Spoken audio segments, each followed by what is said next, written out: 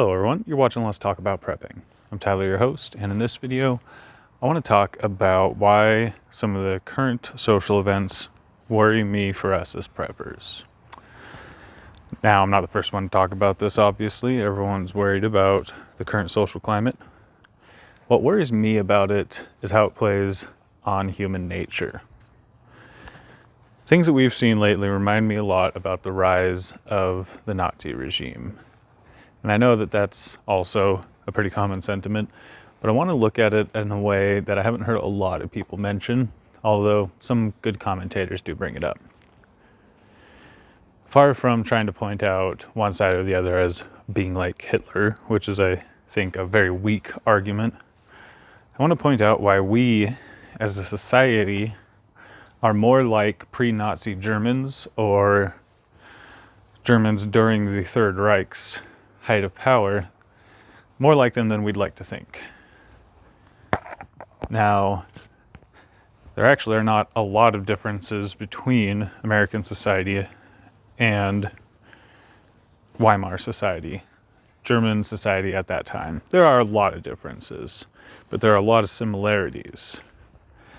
And the thing to remember is that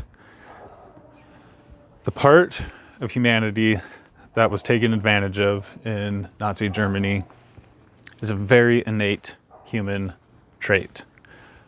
Our desire to be social animals and our desire to be part of the dominant social group. And not only that, but also to be in possession of the power that comes with the majority or with the dominant thought. Now, how that relates to what we have today is that in pre-Nazi Germany, a lot of people seized on the aspects of what was going on in their society as a means of controlling other people. A lot of the people didn't have problems with Jews, or with homosexuals, or with the various other people that were subjugated by the Nazi regime. They had individual complaints, in a lot of cases economic complaints or nationalist complaints, which were co-opted by people to point those people at the groups that the Nazis wanted to subjugate. So the problem wasn't that all Nazis hated Jews. The problem was that Nazis had strong feelings about things, and those feelings got pointed at Jews, at the other.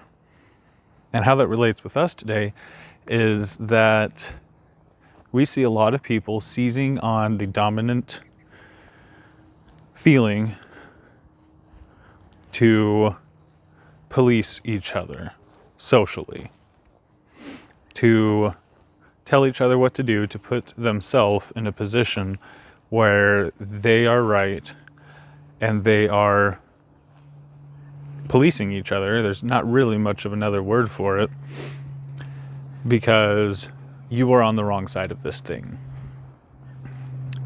It is natural for us to want to ride on the coattails of that kind of power. I'm of course referring to things like social distancing shaming, political activism, and the control of other people's speech if what they think is taboo by the current political speech.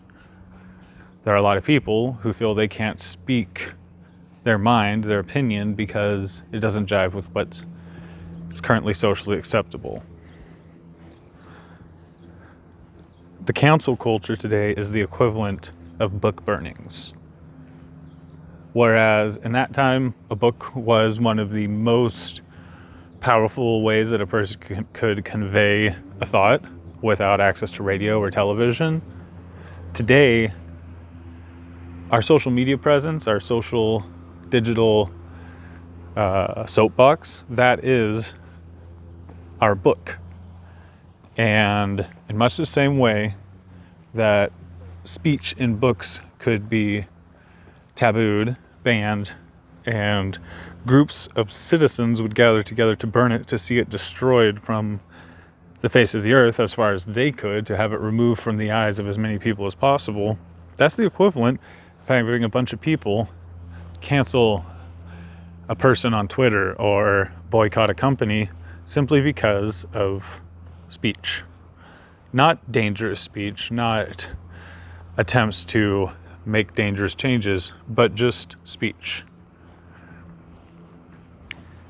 The desire to call the police on each other for things that are not traditional crimes, for things that are arguably unnecessary regulations, that desire is not a productive social desire. What is Odie doing? Oh, you didn't see me here? Goof.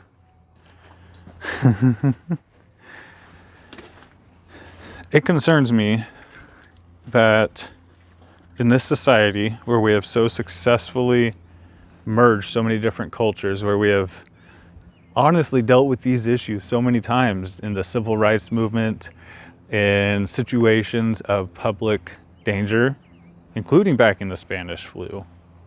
Those are parts of our American history, and somehow we are able to keep sliding back to where we have people trying to inflict the hierarchy on each other when it doesn't help themselves, when it doesn't produce any societal good. We're divided against each other. And politics or perceived public safety aside, that's the most important thing, is being together as citizens, as not letting things come between us that allow the structure of society to fail. I'm not worried about a Hitler. I'm not worried about a Stalin or a Mao.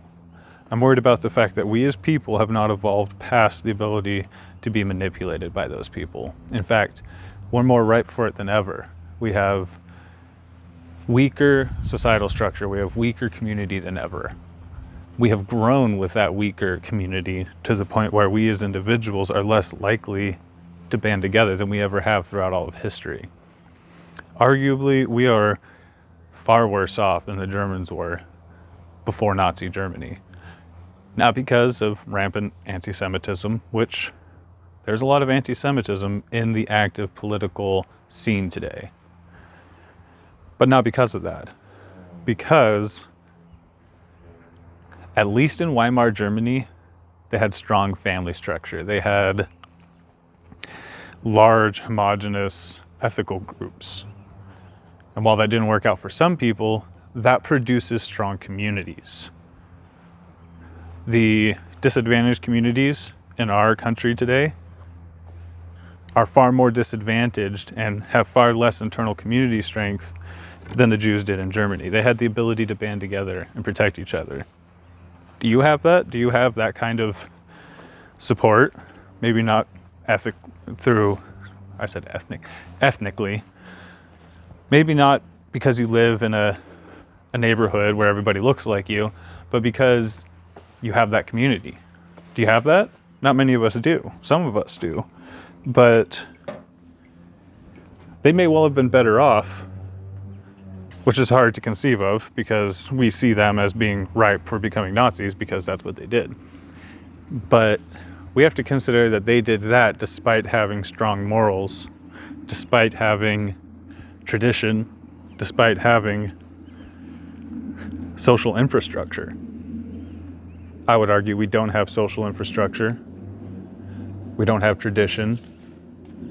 We don't have a lot of the things that traditionally our societies have had. We've stripped them from ourselves with our recent modern experiments. And as Americans, I think that we're ripe for being divided. I think that we're ripe for having our causes co-opted and being pointed in directions we don't realize we're being pointed in. And I think we see this with how many people are willing to divide against each other when so many better solutions are readily available.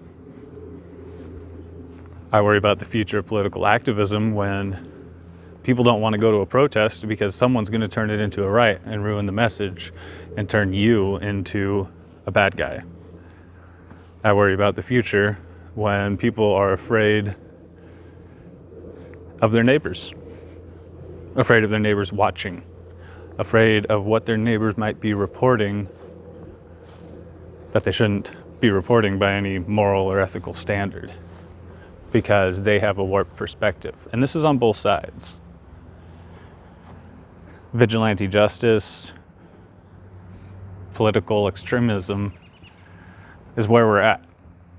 A year ago I did scoff at the idea of civil war, at the idea of social fracture to the degree of fighting. I think that the average American does not want that. I still stand by that most of us want our life to be simple and happy and peaceful and want to find what solutions bring that about using the current paradigm. Nowadays, I think we are closer to that, and not because of inherent social factors, but because of division that's being sown. Not necessarily because of any conspiracy, but because it's always the loud 3% that gets things done. Whether it's the American Revolution, whether it's really anything, it's always the vocal, motivated loudmouths that get things done for the good or the bad. And I think that's what we're seeing a lot of today. And the thing that scares me is that a lot of us, the rational middle of both sides,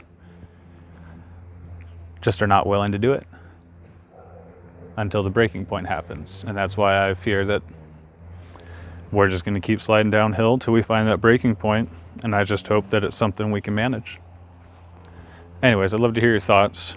I'd love to hear what you think you can do to help motivate unity and keep us from reaching this division point where people want to turn each other in, where you've got people marking neighbors as enemies, where you've got people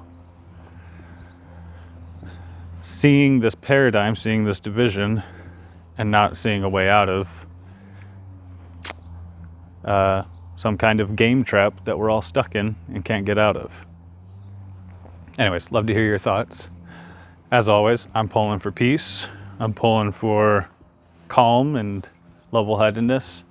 But like I said, some things that I see get me more and more worried about it, even though I'm constantly trying to convince myself that in a few months we'll have had the election and things will go back to normal. But some days I don't see it. Anyways, I hope you're all doing well. Hope this wasn't too much of a bummer. Everybody, stay safe out there.